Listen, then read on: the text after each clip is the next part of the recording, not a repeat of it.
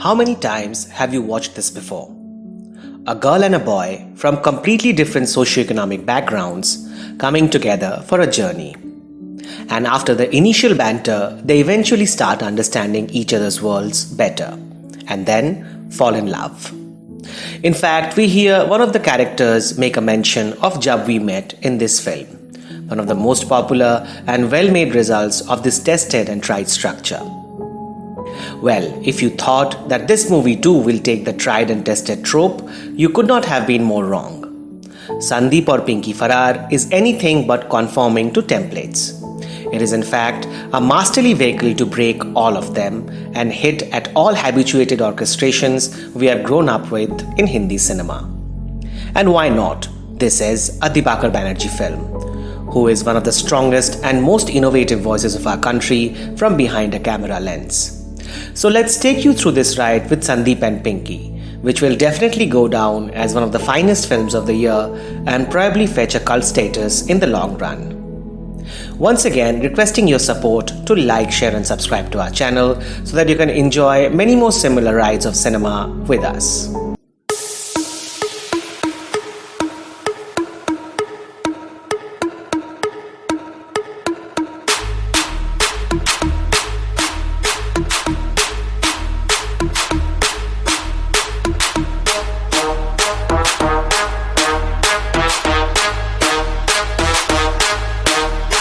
This movie is all about shifts, reversals and disregards from the very first frame.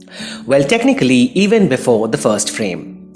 After hearing some indiscreet drunken background conversations while the production house montage is appearing on the screen, we get the view into the film, instantly setting up a vibe for the unfamiliar. For the next few minutes, the camera is stuck on this drunken boy in the passenger seat of a speeding car, involved in some filthy conversation about girls with his friends accompanying him. Rasta khareed liya, he shouts at one of the cars that overtake when the driver from the other car shouts back. We do not know these boys yet, but their universe starts to look familiar. And when the lewd conversations continue between the men who wear pink, we feel reminded of Angad Bedi and of Vijay Verma and their car in Aniruddha Rai Chaudhary's Pink. Or the brilliant top shot of the SUV running in full speed in Ravi Udyavar's Mom. These are the same men. This is that same car. The names and model may vary, but essentially is the same characters. But guess what? These characters and whole sequence, along with its remarkable finish, are apparently not even part of our story on hand. It's the story of Sandeep and Pinky, whom we could see for fleeting seconds when the boys shouted "Rasta khareed liya" at them before moving out of the frame. You know what? Even that's not entirely correct. Although the title of the film suggests it's the story of Sandeep and Pinky, and these two characters carry forward the narrative, it is actually the story of the world between them. It is their universe where the car was being driven, built on toxic masculinity, patriarchy, perversity, corruption, and male self-entitlement. Something which binds together even the corporate CEOs and lower middle class servicemen. Sandeep and Pinky are the two ends of this spectrum, the two poles which the world in between holds responsible for all the misdoings. A smart, highly educated, capable woman whom the society accepts in a position of power with a lot of ego swallowing, and is always wanting for a false step from her to jump all over her. And a man from the lowest strata of the society, deprived of proper education due to the bureaucracy, whom the privileged class will hold solely responsible every time a crime happens. That's Sandeep and Pinky for you. And in the collaborative screenplay by Dibakar and Varun Grover, the names get reversed. It's Parineeti Chopra playing Sandy or Sandeep Kaur, and Arjun Kapoor with his strong shadowing build is called Pinky. Arjun and Parineeti in their third outing together was always an interesting casting choice. And like many others, we were not too sure when the trailers came out. After all, the debacle of Namaste England wasn't that long back.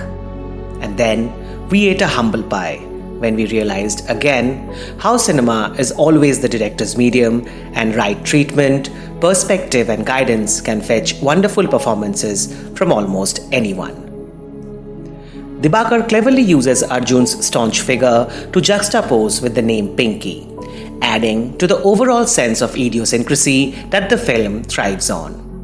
And then, in the climax, Arjun stands in for a beautiful, courageous act and manages to somewhat sail through. Parineeti is brilliant. Yes, she is, finally justifying the immense potential her impressive debut act in Ladies vs. Ricky Bell promised, along with a couple of other films early in her career. This role could have been a very loud, preachy kind of act, but instead, how Dibakar makes her control the performance throughout the film is excellent. And thus, when she breaks down near the end, you relate much more for the believability that's already built into the character by then. Parineeti also features in one of the most horrific and shocking sequences of Indian cinema from recent past, when the most docile male character also tries to take advantage of the crisis her Sandeep is in. This sequence is breathtaking. It establishes once again how a man, irrespective of class, strength or position, is always there trying to objectify, dominate or possess women. Parineeti pulls through this very difficult scene as well, and these two scenes, which come one after the other, will continue to be referred to whenever we talk about Parineeti's acting skills in the future. And then you have Raghubir Yadav and Neena Gupta. On the outset, it feels it's the same couple we loved so much in Panchayat. Similar household crosstalks, fine-timed one-liners, and a superb chemistry. But as you move on, you realize how different this film is from Panchayat in terms of gender politics and how effortlessly the two actors establish it. The actors put up similar tone and tempo as in Panchayat, but the subtle deviations, and thanks to the brilliant writing, the outcome is completely different. Raghubir is amazing, playing the generic Indian male who considers owning all life decisions of his wife, holding her responsible for everything wrong in their life, and crediting himself for everything right. Badla le liya, he shouts at his wife when things go really messy, and scowls at Parineeti hearing her talk about the share market. Neena Gupta plays the exact kind of wife these men manage to have. She has a sense of opinion but doesn't believe they should matter if his husband doesn't endorse them. After all, where does she go if they have a conflict? You have heard us talk about the male gaze and female gaze before, and now we have a film about the gaze of the middle class. Sandeep and Pinky are the extremes. This is a film about the patronizing class which looks at them both from the eyes of the uncles and aunties such as Raghubir and Neena play, whom you will find in almost every Indian household. It's about the young boy fascinated with Salman Khan and considering suicide at the same time building a six-pack ab. It's also about those characters standing in obscurity in the background, vomiting in parties, taking selfies or enjoying dance numbers in weddings, while Sandeeps and Pinkies of the society run for their life. Dahej ka truck, bachno hai to nacho, or rasta kharid liya are the kind of comments you hear in the passing, shaping up Dibakar's universe in every single sequence. And to mask murders gone wrong, we hear Jadi Pehlawat say, "Ab banao inko Pakistani." Give them a Pakistani makeover. What a screenplay. Effortlessly communicating so much with less words. Dibakar and Varun take a bow. The background score by Dibakar Banerjee is also unique. Key emotional scenes come with zero background score, while supposedly passive ones get punctuated by intermittent tones. Early into the film, it feels all these do not sync with the proceedings, but eventually everything starts fitting in and you realize it was again Dibakar's way of hitting at the usuals. An original Anu Malik song comes in as an Anu Malik song made for Salman Khan. And when it plays at a wedding party, the background sounds or voices are not muted.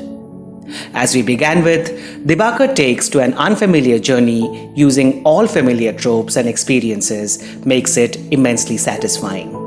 The melancholic optimism the film brings in its climax is beautiful, dipped in pink again.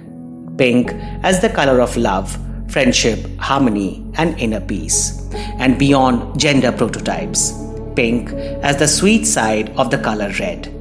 This isn't a film that is expected to fetch an easy response at the box office. We request you to support good cinema and watch it in theaters so that the motivation to bring unfamiliar rides by our directors is not lost. As always, we also request you to support us and subscribe to our channel so that we keep talking about such unfamiliar rides with all of you. Hope you enjoyed this video. Thank you for watching.